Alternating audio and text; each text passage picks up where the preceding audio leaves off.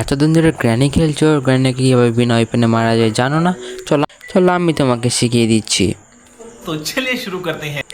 প্রথমে আমরা এখানে আওয়াজ করে নেব যাতে গ্র্যানিটা চলে আসে নিচে।